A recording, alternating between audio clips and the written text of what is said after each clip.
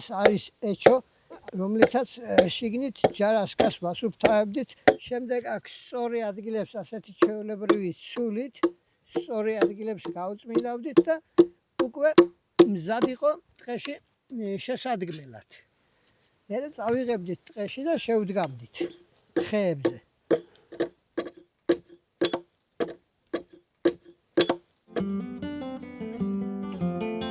აპოლოტურად ეწერდა თაფლი აჭარელისათვის პირველი საჭიროების საგანი და შეჭამადის მაგიელია. მისი შეფასებით ძველებური მეკუთვნეობა ისე ოსტატურად საქართველოს არცერთ კუთხეში არ იცოდნენ, როგორც აჭარაში.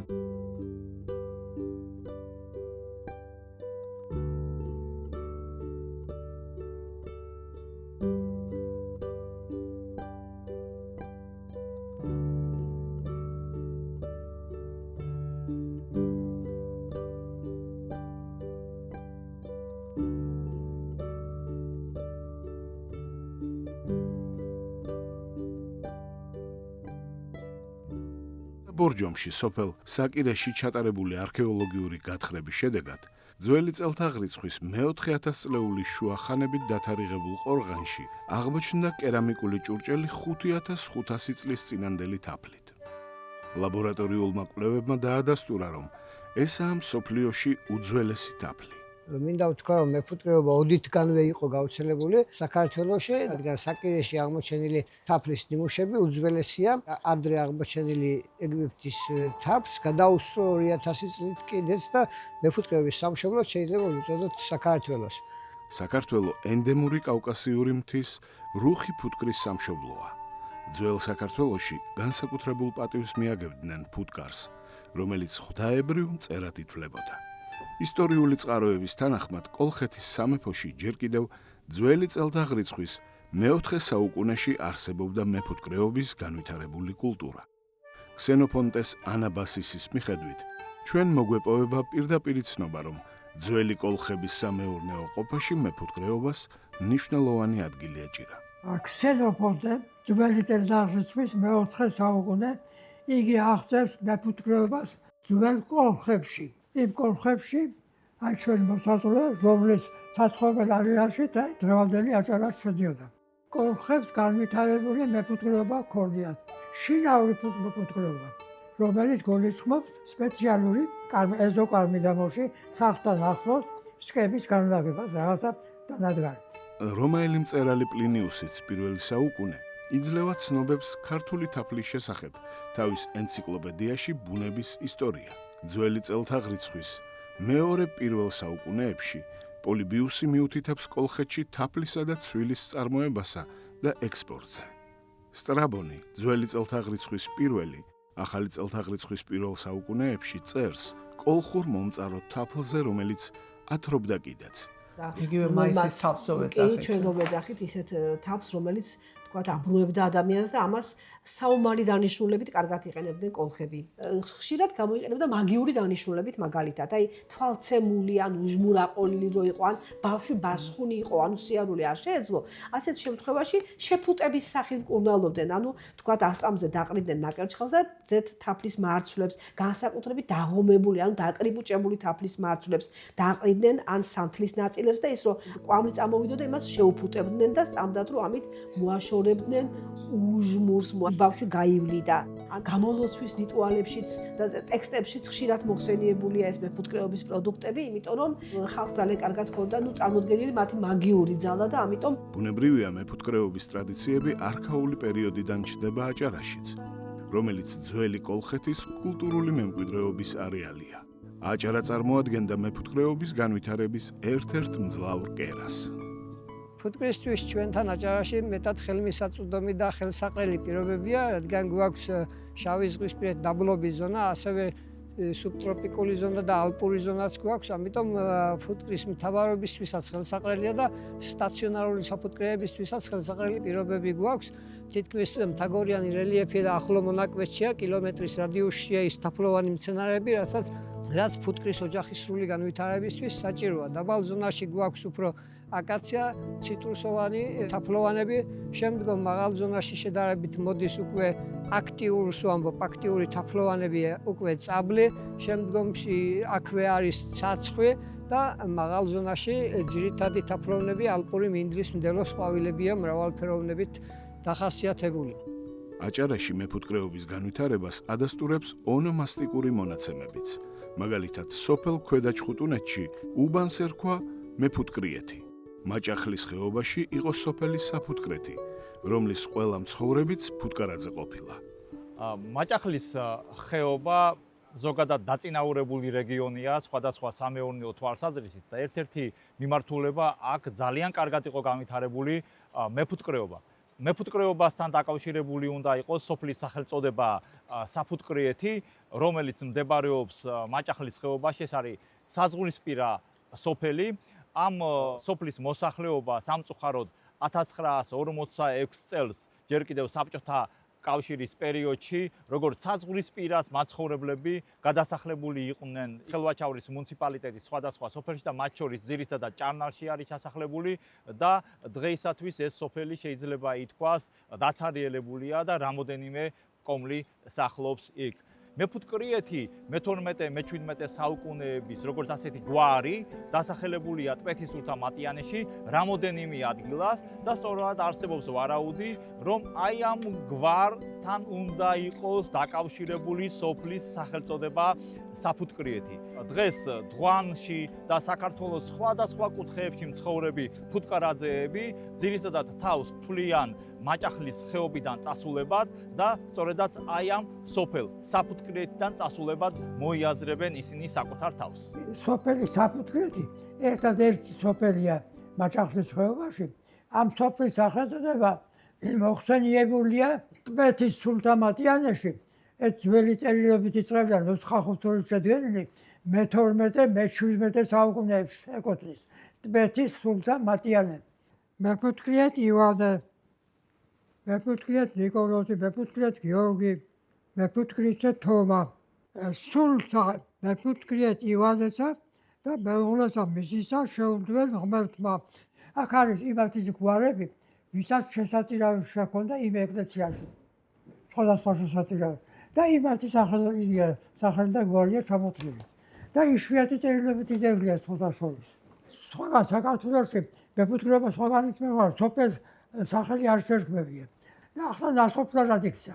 ხოლო ფუტკარაძე ცხოვრობდა ყველან და დიდძალ ფუტკარსაც აშენებდნენ. ეს სოფელი კარგად მახსოვს, მე დავყოფილო დავდიოდი პატარა იყო დათესავებიც ყოფდა იქით. საფუტკრეთი იყო ცალკე კოლმეურნება.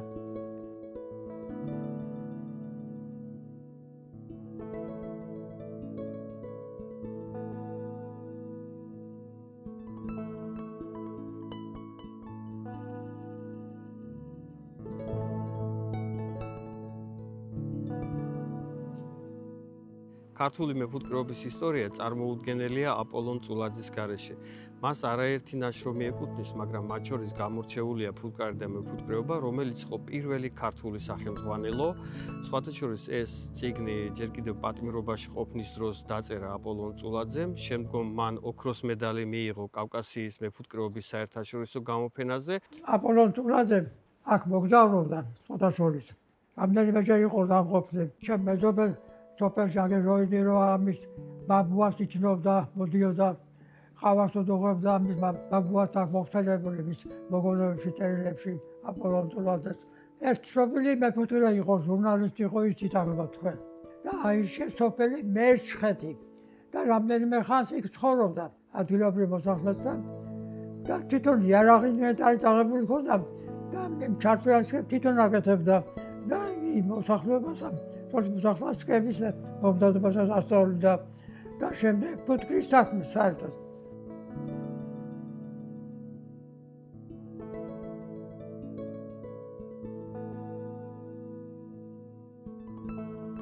აპოლონ წულაძემ თავისი ეთნოგრაფიული ჩანაწერების დრო ძალიან დიდი ყურადღება გაამახვილა აჭარის რეგიონზე და საინტერესო ინფორმაცია და ცნობები შემოგვინახა იმ დროის ხალხური მეფუტკრეობის შესახებ. ამ საკითხთან დაკავშირებით ძალიან მნიშვნელოვანია ასევე ალექსი რობაქიძის შემოქმედებას. და საერთოდ უნდა ითქვას, რომ მეფუტკრეობაზე საქართველოში სადოქტორო დისერტაცია დაცული. ისტორიის მეცნიერებათა დოქტორი იყო მაშინ. მე საქართველოს მეცნიერებათა აკადემიის კორესპონდენტი პროფესორი ალექსი რომაქიძე. ბათუმის სამეცნიერო-კვლევითი ინსტიტუტი რო გაიხსნა, აქ ეთნოგრაფიის განყოფილების ხელმძღვანელად იყო დანიშნული. იგიც მეხმარობდა სხვადასხვა მან დაიცვა პირველად დისერტაცია მეფუტკრეობა საქართველოში. ოდითგან ფუტკრის თაყვანისცემის დასტურია მეგრულ ტრადიციებში შემონახული ფუტკრის სალოცავი დღე, ჯგერაგუნა, ანანაგუნა, ფუტკრის შელოცვა. ეკლესიისთვის ფუტკრის შეწირვის წესი, თაფლში გარდაცვლილი სხეულის მუმიფიცირების ჩვეულება და სხვა. ფუტკრის სალოცავი დღე ფუკობა გურიის ეთნოგრაფიულ ყოფაშიც დასტურდება. თაფლიანი ჭადის დამზადების ტრადიცია, რომელიც თაფლი ჭადის, თაფლი ყველის სახელით არის აჭარაში ცნობილი. საინტერესოა იმიტომ, რომ ჩვენს მეზობელ გურიაში მას აქვს ძალიან დიდი რიტუალური დანიშნულება. შემორჩენილია და სამწუხაროდ აჭარაში არ არის შემორჩენილი, ალბათ იქნებოდა ფუტკრისადმი მიძღვნილი დღესასწაული ფუკობა, რომლის მთავარი შესაწერავი და აუცილებელი კერძი, რომელიც მზადდებოდა, იყო სწორედ ეს თაფლიანი ჭადი. დღეს აჭარაში სამწუხაროდ ეს დღესასწაული მივიწყებულია, თუმცა სავარაუდოდ იქნებოდა, მხოლოდ თაფლიანი ჭადის გამოცხობის ტრადიცია დარჩა.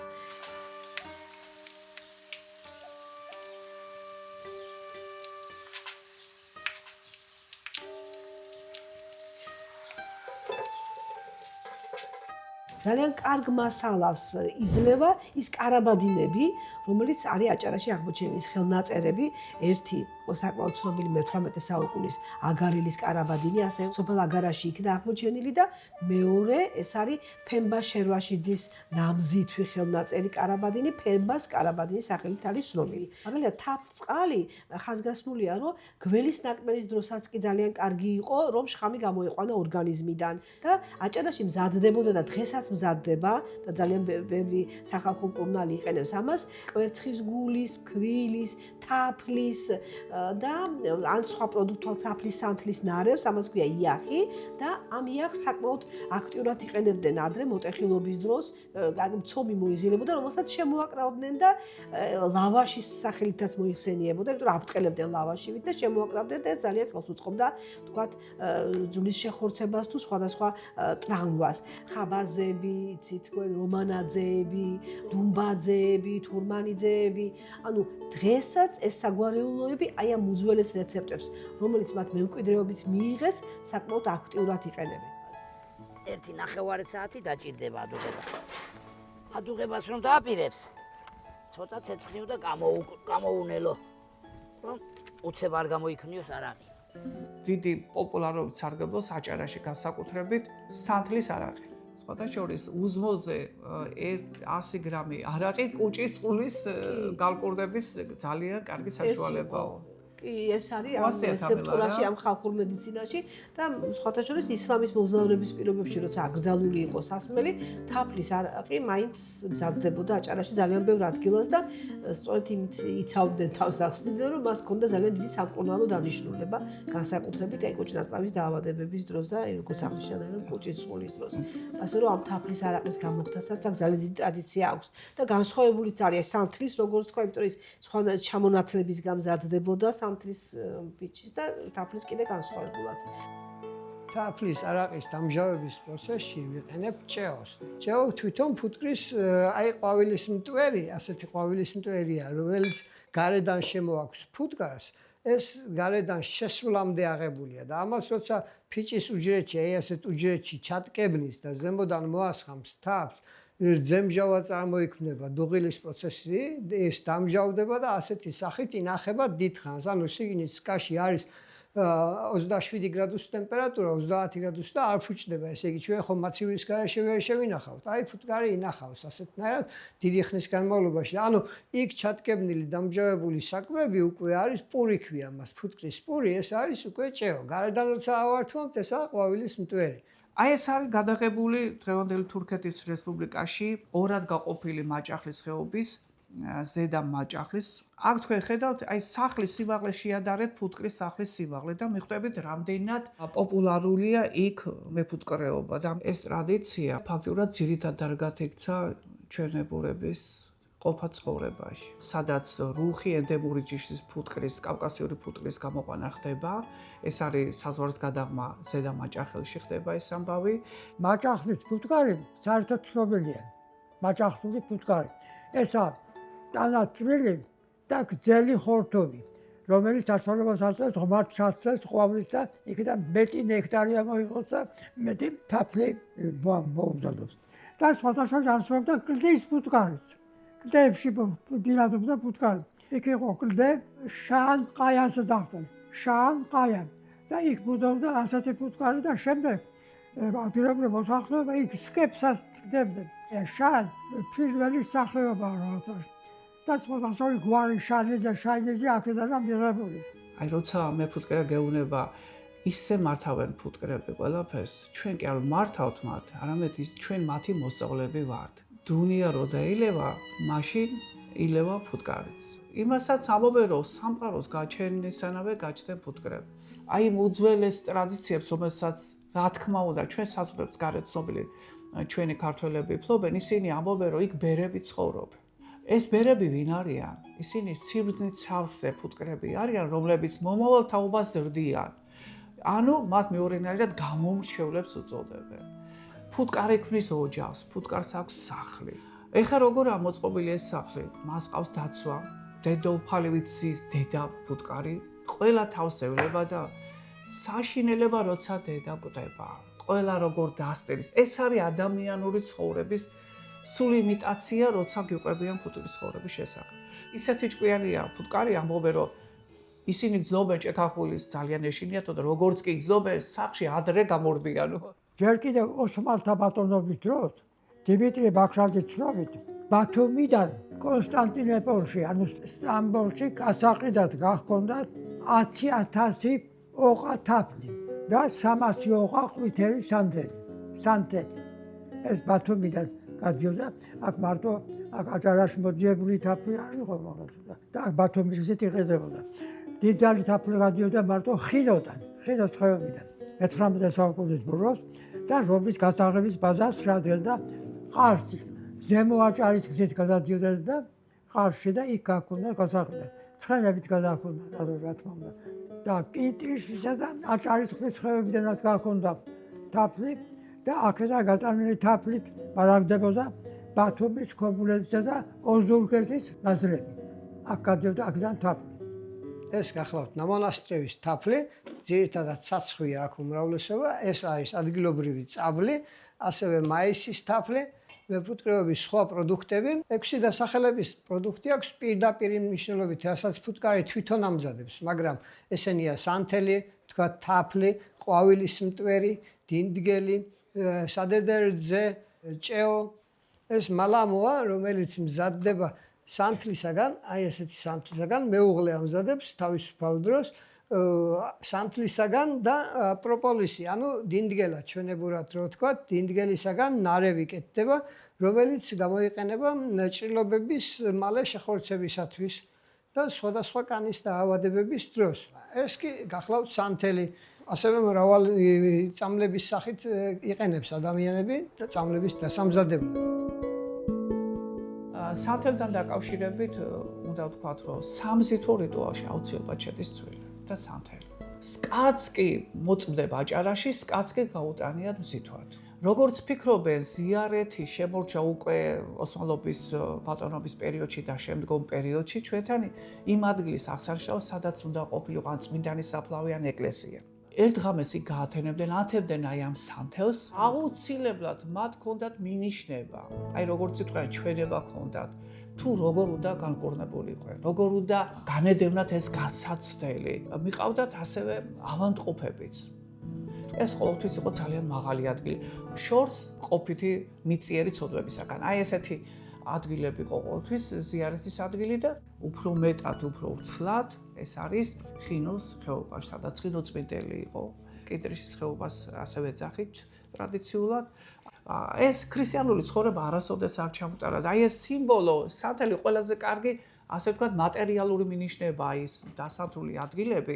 გაოცებული ვიყავით, რომ ეს ნამწვი სანთლის ეტყობოდა იქაურობას. არა და იქ მომლოცველი ქრისტიანები მაშინ არ დადიოდნენ.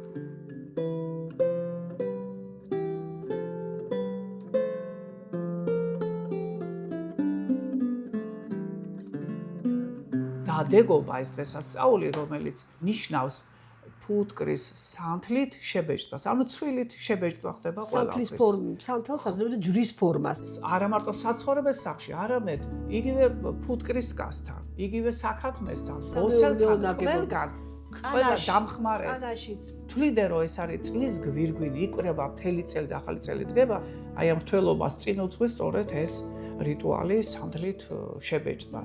და კარებზე, ფანჯარაზე საიდანაც შეიძლება ავისული შემოსულიყო, ეხა აღარ ვშიფრავ ამ ავსულს. ყველაფერი იბეჭდებოდა. აი ჩვენთან იყო ტაბუირებული დღეები. ეს იყო ტყის დაცვის ერთ-ერთი ხალხური მეთოდი ვიტყვი, უბრალოდ მიდგომა იქნებოდა.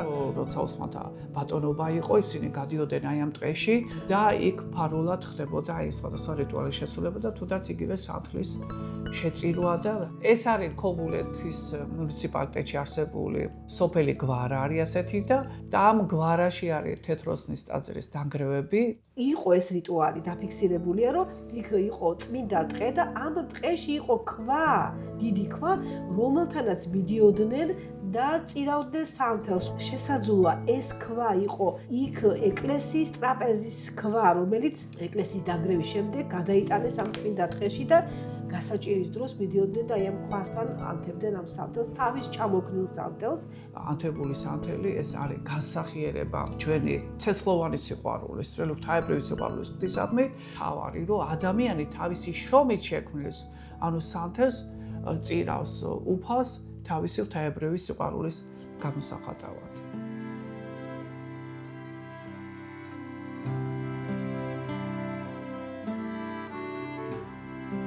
ესე იგი ჩვენი წინაპრები როგორც აქ მოიბარგენ, მეფუტკრეობას მიყვეს ხელი, შესაბამისი პირობები არის, ცაცხვი არის, სწავლი არის და აი პირველი ჩვენი წინაპარი მოვიდა, ახმედ ბაბუა ექვა, იმან დასახლდა და აი მე მახსოვს ბავშვობაში მამაჩემს უახლდი, აი იმ ტყეში ყავდა დაახლოებით 100-150-მდე ოჯახი ვერ ვითვლიდით ტყეში. იმ ადგილს რა ქვია? სამჭედლო ქვია იმ ადგილს. აქ მინდორში ქვემოთ იყო კოლმეურნეობის, შემდგომში უკვე კოლმეურნეობის საფუტკრე მეურნეობა, იქაც მუშაობდნენ. აი შემდგომშიც მამაჩემმა გააგრძელა ეს საქმიანობა და მეც გადმომედო, ანუ წინაპრებიდან მოგხსნევს ეს მეფუტკრეობა. დიდი ბაბუა სოფელში მონასტრებში ყოფილა. სოფელი როცა ასე გაჩნდა 40 წელი დიდი ბაბუას მარტო ცხოვრია სოფელში და როცა თვითონ მარტო ცხოვრობდა მაშინ ქონია იქ სკენი იმ დროსაც. ეკლესიების ნანგრევები არის დღესაც და იქ სოფელშიც ბევრი ბუხრის ქვა და ბევრი ისეთი ტაბანის ქვა და რაღაცები არის გათვლილი ნაპოვნი და წყაროებით ის ადგილი სპეციალურად შეარჩია ალბათ და შეიძლება მასაც გაგონილი ქონდა რომ იქ მონასტრები ადგილი იყო და ალბათ იმიტომ არჩია ის ადგილი. რა გამორიცხულია მსკების დადგმა იმით განაპირობა რომ გაგონილი ექნებოდა მონასტერში ყავდნენ მსკები ალბათ. არსებობდა სამი ფორმა, სამი საფეხური მეფუტკრეობის განვითარებაში. პირველი იყო ტყიური მეფუტკრეობა, მეორე ნახევრადტყიური და მესამე შინაური. თავდაპირველად იყო ველური მეფუტკრეობა, რომელიც ტყეში ნახულობდა ადამიანი ღრუიან ხეში, ასე ვთქვათ, გაცოცხლებული ფუტკრის ოჯახს და მოჰქონდა მარტო თაფლი. ფიქრობ, რომ ჩვენი წინაპარიც როცა მოშორებით გადაბარგდა, ახალ მოსახლეობა დაიწყო, 40 წელი მარტო იცხოვრა, ასეთნაირ ველურ მეფუტკრეობას ეწეოდა. ხეფუტკარა ბინადრობდა მაღალ, ფუღუროიან ხეებში. ხეს მოჭრიდნენ, რათა ფუღუროდან თაფლი ამოიღოთ, ან თაფლს ხეზევე ხილავდნენ. რადგან ეს პროცესი ხშირად ფუტკრის განადგურებას იწვევდა. შემდეგ დამკვიდრდა ტყის ფუტკრის ხელოვნურ სკაში, ჯარაში დაბინავების წესი, რასაც ფუტკრის დაჭერას ეძახდნენ. შემდგომში ბუნებამ უკარნახა ალბათ, რომ ხეებზე ასეთი ჯარასკები დადგეს და ანუ შემდგომ პერიოდს ეკუთვნის ნახევრად ველური მეფუტკრეობა, რომელიც იმით განსხვავდება, რომ უკვე ადამიანს ფუღუროში კი არ ეძებდა ფუტკარს და თაფლს, არამედ თავის გათლილ, თავის გაკეთებულ ჯარასკაში, რომელიც ხეებზე იყო დადგმული. ტყეებში იყო ასეთი ჯარასკები. სწორედ ჯარასკაზეა ნათქვამი ასეთი გამოცანა: სახლი დავდგი ხისაო, არა ნაფოტისაო, შედიან და გამოდიან ანგელოზნი ღვთისაო, რაც მიუთითებს, რომ ფუტკარი ზოგადად გასულიერებული არსება იყო ადამიანისათვის და მიჩნეული როგორც ღვთის საჩუქარი და ღვთის ნობათი. კაცობრიობას და მათ შორის ქართველი ხალხიც უძველესი დროიდან სწორედ ასეთი მიდგომით უვლიდა მას. მე შუაში ასეთი ხიდი ქვია მას, ხიდს ჩავდგამდით ასეთნაირად, რომ აქნამდე იყო იგი. თითქოს ფუტკრის საზღვარი. აქნამდე მისი საარსებო ადგილი იყო, ამისაკეთ რაც გამოცდებოდა, ის იყო ჩვენთვის ამოვიღებდით, ანუ ჩვენთვის იყო ნორმა, ამას რომ აქნამდე რომ მივიდოდით, ხიდამდე გავჩერდებოდით. მეც აღარ გამოვჭირდით. ჩვენ სახეზე გვაქვს ჯარასკის ერთ-ერთი ვარიანტი. ადამიანმა დაიწყო ჯარასკის ხიდან თავის საკარმიდამო ნარკვეთში საფუტკრეთში გადმოტანა და სწორედ ასეთ ხის ხიმინჯებზე აგებდნენ და დებდნენ ჯარასკებს და დღესაც ამ ტრადიციას აგრძელებენ. აჭარის მეფუტკრეობაში ძირითადად გავრცელებული იყო ორი სახისკა.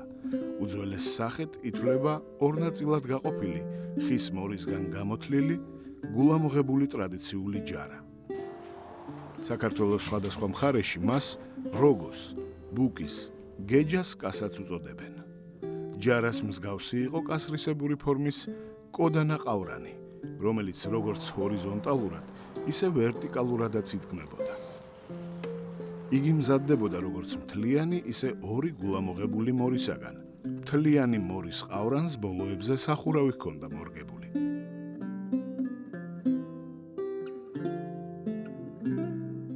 ყარაულები დგანან აქ ყოველთვის. ყარაულები დგანან მეთქი შესასვლელს.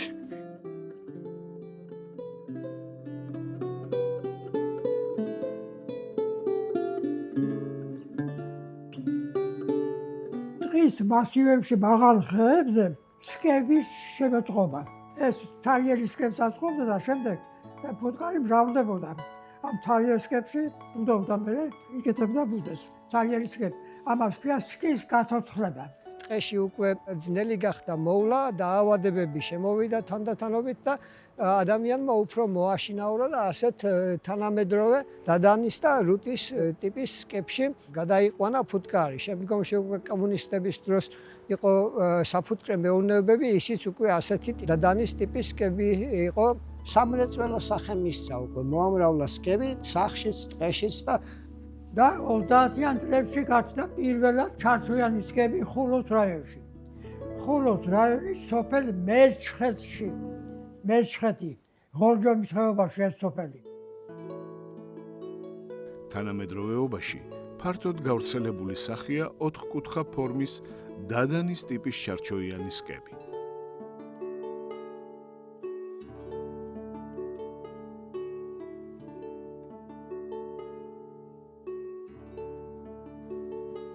ამ სახის სკები საქართველოში დაახლოებით მე-19 საუკუნის ბოლოდან ვრცელდება.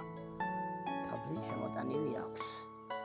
ეს არის შქერის თაბლი შემოტანილი, მაგრამ ძირში ამ თაბლს არ ვართმევ. ამას ვაზამთრებ თავისი 12-ვე რამკით. სართულზე საკუჭნაოში ვიღებთ თაბლს, დასაწურ თაბლს. ძირის თაბლი მას ჭირდება საზამთროდ, გასაზამთრავად. ნუ თავი გაიტანოს. ოჯახებმა.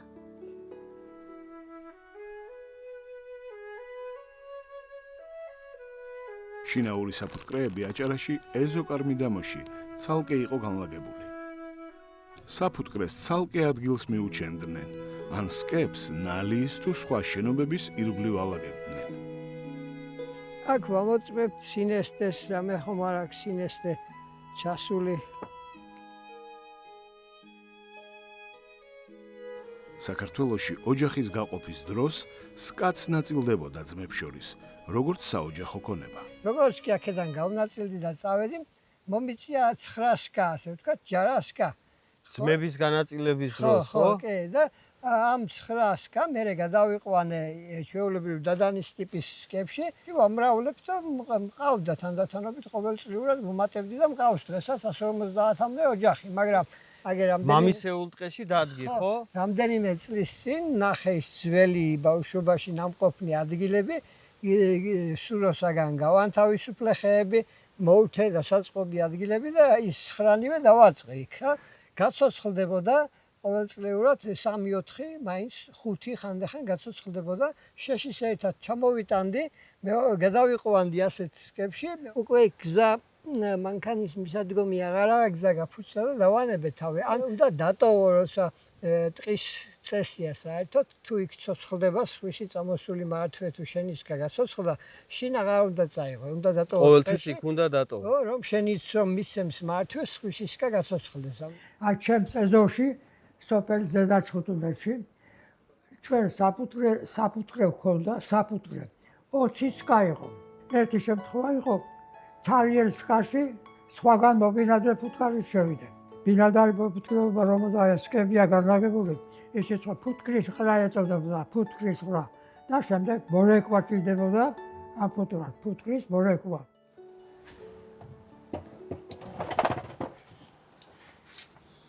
შენ ახლა ქალაქს ამჯობინეს სოფელში წამოსვლა მართალია, მაგრამ სკების ამბავი ხომ არ გაინტერესებს, შენი სკები როგორია? ახსოვს ცაცხლზე შენი სკა რომ იყო შემოდგმული. ის ამბავი მოყევი. მამაჩემი სანამ ცოცხალი იყო, მეუბნებოდა სკები უყვარდა ძალიან და მინდორს გაღმართე, დინას გაღმართე, სადაც ტყე ჰქონდა, იქ ხე უთხველეს ხე ნახა ტოტი და აქ იმ ტანთანო აი ხე ჩამოს შესვა, გამოწახვნე შევსვი, დავჯერ ხეზე, დავჯერ კიდე ისე და ის უთხმელის ტოტი დიდხანს ლებს ახლაც წაიოს მგონი, ხო? კი, არის. ასეთი ნიმუშია ეს მაკეტი ხეზე როგორ დგამდით სკას, არა? ამოტოხნი რომ ოთხკუთხა შესვა, ხვრელი გააკეთო, შესვამ და გახდება, ანუ ამის ადგილას ჩამოსადები მიეცემა და ის ურთხველი იყო კინასავით მაგარი და ალპებოდა წლების განმავლობაში. ახლაც არის ეს რომ ამბობს, ის ახლაც არის ხეში, მიხვდით. ისეთი იგია გამძლე. მე როცა წამოვედი, მე მომიწია განაწილებაში, 9 სკა მომიწია და იმის შემდეგ გავამრავლე, მაგრამ ეს ჩემი ძმა რომ განაწილდა, შენ მაშინ ტოლები იყავით, შენ. ჩვენ ტოლები ვიყავით, ახლა რომ ეს სოფელშია, ის უფროსია. ფუტკარ ან ზიარი ფუტკარი როცა ყავდათ და განაწილება, ან თაფლის განაწილება, ან რაღაცის განაწილება რო ქონდეთ, მაგას დანაქცევდნენ ყველგან ფუტკართან, გულის კენა უნდა აღშინდებოდა, როგორც არც ერთ მხარეს, არც მეორე მხარეს უნდა ყოფილიყო მოლაპარაკებით, გულის კენა აღშინდებოდა. შეგვაყვარა შვილებს, შეგვაყვარა ეს ძალიან ბუნებაში საოცარი მწერი, რომელიც მარტო თაფლი და შემოსავალი არაა, ვთქვათ, მარტო პროდუქტები, ის დიდი როლი უკავია ეკოსისტემაში და მე დღესაც მოუწოდებ ყველას, სადაც დავდივარ, ყველგან ეს ლაპარაკი მაქვს, რომ ფუტკრის დამტვერვით მიღებული შემოსავალი ბევრად მეტია, ვიდრე თვითონ თაფლი. ამიტომ ამაჩემს დიდი როლი მიუძღვის ამ საქმეში. მან იყო ერთ-ერთი სტიმული ჩვენთვის ბავშვებისათვის, რომ დაახლოებით 70-დან 80 წლამდე, ესე იგი ამ პერიოდში კომუნისტების სანაშენე საფუტკრე მეურნეობაში, კოლმეურნეობაში მუშაობდა მეფუტკრეთ და ახლა დღეს რომ მე ფუტკრის ზის წარმოებით ვარ დაკავებული, ესეც მისი დამსახურებაა და მეტად მნიშვნელოვანი პროდუქტია. აი ეს არის ბაბუას ნაქონი, ხელით გაკეთებული. მახარას ეძახიან. ავით ავყავდი ხეზე, მოაჩემს რომ პატარა ბავშვი 3-4 წლის ბავშვი დაჯექი მაინც და ფუც დამიჭერო, კაი ადგილზე ჩამარჯვენდა და საფუტარს მომცემდა მაინც. აქვე არის ბაბუას ნაქონი ძველი ის ინსტრუმენტები, რომლებიც ჯარას მოსათლელად იყენებოდა, გამოიყენებოდა, ხეზე ხდებოდა ამ დამხმარე საშუალებებით ჯარას განთავსება. მთელი წლის განმავლობაში, მთელი დროის განმავლობაში ხეებზე, ტყეებში იყო. კიბეს ასე ტოვებდნენ ხეზე მიყუდებული, ეს კიბე იყო ისეთი გამზადებული, რომ ადამიანის სიმძიმეს უძლებდა, მაგრამ როგორც კი დათვი წავიდოდა, ჩატყდებოდა და პირველ რიგში არჩევდნენ წიფლის ხეებს, წიფლის მაღალ ხეებს. იმიტომ რომ ფუტკარს ნადირით დათვით ეტანებოდა ხშირად და იყო შემთხვევები, ეთნოგრაფიული მასალების წაწევი გვაქვს, ისეთ ხეებზე ადიოდა, თუ ასეთი ხეები იყო, ჩამოაგდებდა სკას და შემდეგ თაფს ეტანებოდა. ასეთ საფეხურებსაც არ აკეთებდნენ. ტოტებიანს შეარჩევდნენ და იმ ტოტებიანს ღჯას უძახდნენ ჩვენში.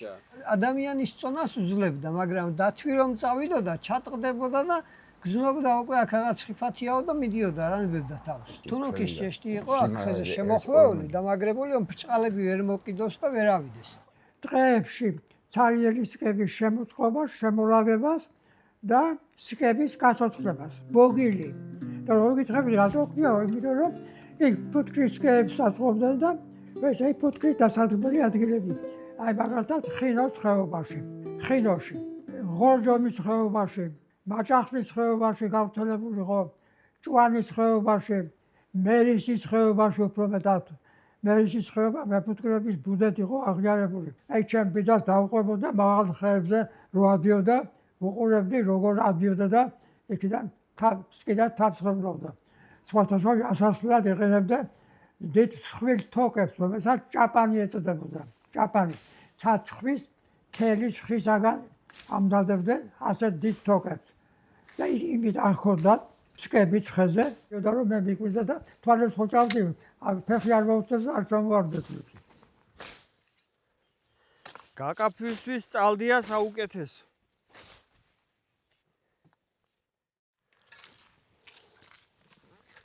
წესად იყო ზამთარში მარტის ბოლომდე გავამზადებდით სკებს.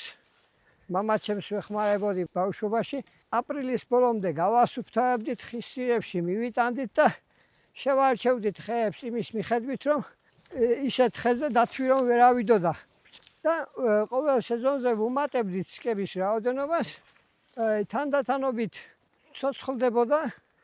მეზობლისა იყო თუ შენი იყო, არ ჰქონდა მნიშვნელობა, ცოცხლდებოდა და გლეხი მივიდოდა შემოდგომაზე, ხილავდა, ხილვა ქვია პროცესი. ჩურუგას ბოლოს ხილავდა და წამოიღებდა თავს.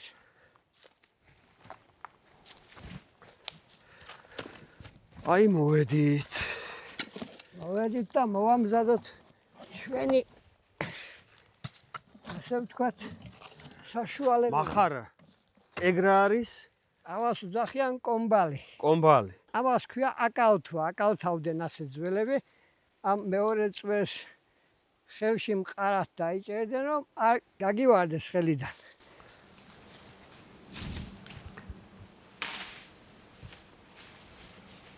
ასე მოახერხებდნენ ჩვენი ძველები.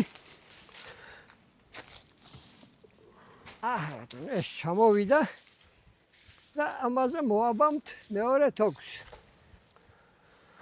ანუ ეს სპეციალური მაგარი თოკია. ადრე უძახდნენ გრაცანას თოკვიო, გრაცანას თოკვი ერქვა. ხეზე ასვლას თავისი მეთოდი ჰქონდა, რომ არ დაღლილიყავი თოქზე ასვლის დროს, ასე იქცეოდნენ ძველები. აი ეს ერთი ფეხი უნდა მიადგა აქედან, მეორე ფეხით ასე გამონასკნო, ზეიდან დაადგა.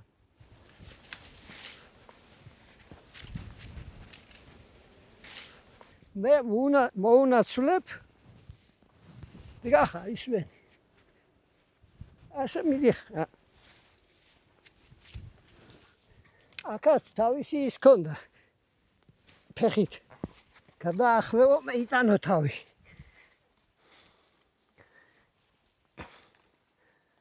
ამას გადმოვდებ მე მყარტანზე და ჩამოუშვებ. ჩამოუშვებ, რომ მომაწოდოს ახლა მახარა. ჩამოუშვი აბა. თოკი ამ ხეზე უხეშად ჭიდროთ ბრუნავს და ამით სკას ვერ ამოიტან. ამიტომ ამ მახარაზე როგორც ჭოჭონაკი ადვილად ამოვიტანთ სკას. ამ თოკით ხდება ახლა სკის თუ ყველაფერი სატანა. ინსტრუმენტები თუ რამე დაგჭირდება აქა.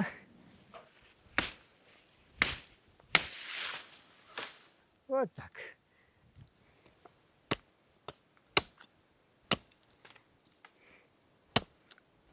მაიკოლოფიცო მომოვიტანოთ.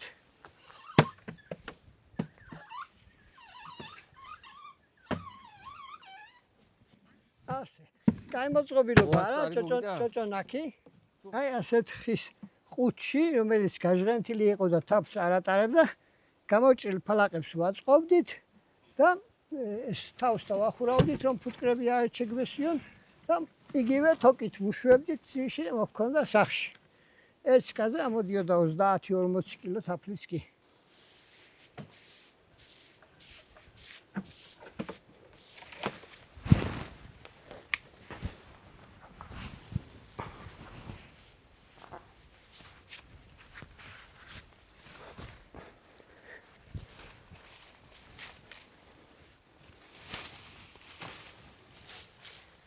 ეს იქნება.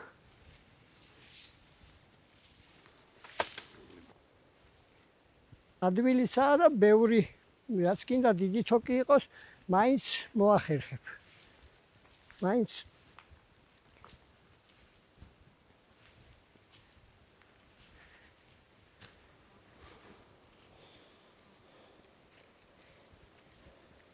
მე-19 საუკუნის დამდეგს გაზეთი ივერიაში გამოქვეყნდა ასეთი საინტერესო ცნობა, რომ ამ ხეობის ერთ-ერთ სოფელში, ეფრატში, სოფელი ეფრატი, მაჭახლის ხეობის სოფელი ეფრატი, ეს თაველის დღეებში, გაზეთში ასე წერია სიტყვასიტყვით, ზედა მაჭახლის თაველის დღეებში ისეთი ხეები ყოფილა, რომელზეც 20-30-მდე სკაი ყოფილა შემოდმული. ამ სოფლის ერთ-ერთ ცხოვრობს ჯარდენიძე. წიფლის ხეებზე და შინავ საფუძვლებში 200-მდე სკახოლია ხეებზე შემოდმული და თაფლის მეპატრონე ღალიანობის პირობებში ერთი სკიდან იღებდა 30 ოყამდე თაფლს. აი ხილოში ცხოვრობ ქათამაძეს ამავე პერიოდშია ბაქრაძეს აქვს აწერილი მე-19 საუკუნის ბოლოს. ტყეებში და შინავ საფუძვლებში 300-მდე სკახოლია ერთ მეფუტკრეს. იმ დროს, როდესაც ხილო ბუღარდირობით რო თითქმის დაიცალა, ეს კაცია ფუტკრის სიყვარულით არ წასულა ადგილზე დარჩენილა და მეფუტკრების საქმეს უძღვებოდა. ისეთი დიდი სიყვარული ჰქონდა ამას. ამის შესახებ ცნობას გვაწვდის დიმიტრი ბაქრაძე.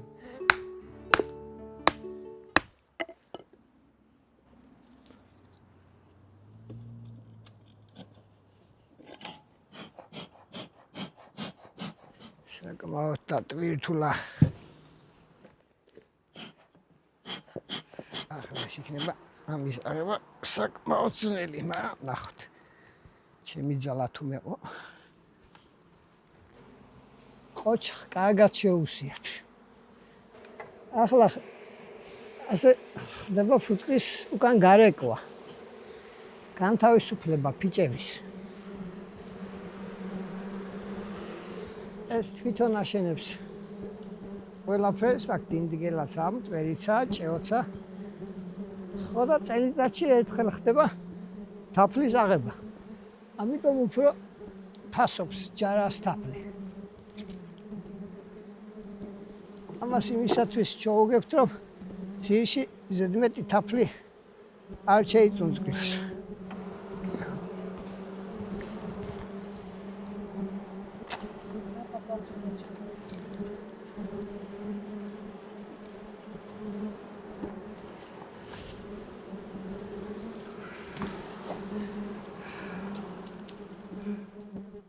ბარაქიანად ჰქონდა ამ ოჯახს. ჯარასკას წელიწადში ერთჯერ ხილავენ და სწორედ ამაშია მისი სასარგებლო თვისებები საუკეთესო, რომ წელიწადში ერთჯერად განხილავენ. ყველა მცენარის თაფლია შიგნით. ძველები იტყოდნენ, რომ თუ თაფლი გინდა ჩურუგაში ხილეო, თუ ფუტკარი გინდა თებერვალში ხილეო. ანუ ეს ნიშნავდა, რომ ზამთარში საკვები მარაგი თუ ბევრი დარჩებოდა ფუტკარს, აუცილებლად კარგად ჯამთელად გაიზამთრებდა, ხოლო თუ თაფლის მარაგი ჩურუგაში მეტია ესე იგი.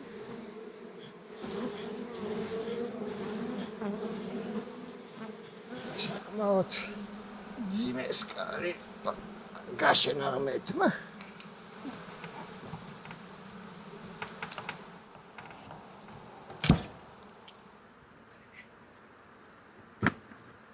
ვინც ამ საქმიანობას ვერ ახერხებს და ვერ აწარმოებს, ძალიან ძნელია დღეს დაავადებების მართვა.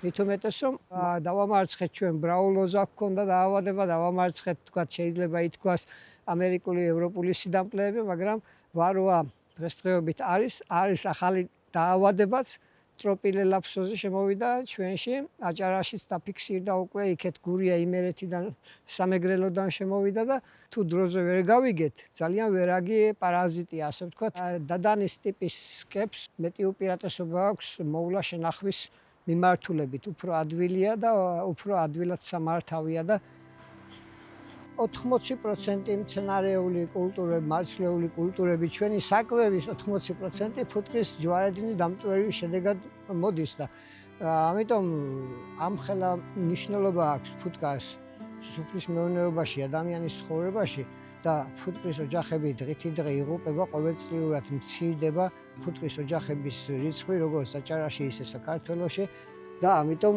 მოიკლო ჯარას რიცხვი, თუმცა რომ შემორჩენილია ეს დღესდღეობით დასაფასებელია და უნდა დაუდგეთ ყველამ გვერდით ისეთ მეფუტკრეებს, ვისაც ჯარა ყავსო, ეს ჩვენი აჭარული ტრადიცია არ დაიკარგოს და აღორძინდეს. მაშინ თუ 2000-ის სახში ყავდა სოფელში თანდათან სოფელმა გამრავლდა და 22 კომლი ცხოვრობდა. ახლა 7-8 კომლი ცხოვრობს დარჩენილი და უმეტესი ბათუმშია წასული და ხანდახან ზაფხულში ამოდიან და იქ სოფელში 100-ს თუ იქნება ახლა. ეს ფიქრობ ეს ყველაფერი მოქმედებს ოჯახებზე და ეკოსისტემაზე, თოთ დამტვერვაზე რომ ვაშლი და ხილი და აღარ მოდის ხეჭეჭური ძველებურად, ფიქრობ ამის ბრალია. 40 წელი ბაბუა უმეზობლოდ ცხოვრობდაო, ამას მინდა ხაზი გავუსვა უმეზობლოდ იქა ტყეში მიიბარგა, ანუ აქედან დაავადებებს გაექცა და შორს გადავიდა, მაგრამ არ უჭერდა იმის გამო, რომ თაფლი ქონდა, ესე იგი თაფლი ქონდა, საკვები ქონდა, შემოსავალის წყარო იყო ოჯახებისთვის ძირითადი მახსოვს ბებიაჩემი ბავშვობაში ყოველ ჯერზე მოიტანდა დიდი იმით თასით თაფს, რომ გვეჭამა ბავშვებს. ახლა ჩვენ გვაქვს და გვავიწყდება რაღაცნაირად. მაშინ უფრო იყო ეს ტრადიცია.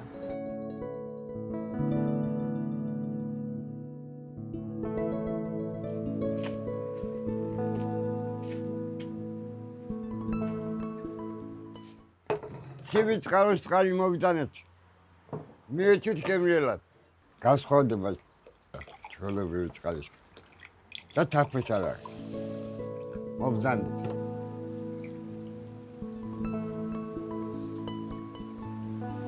ბანორეზო, ბუზი ყველა ბზუისო, ფუტკართან ყველას ტყუისო. მოდი ამ ჭიქით ყველა მეფუტკრეს გაუმარზოთ თქვენი თამადობით.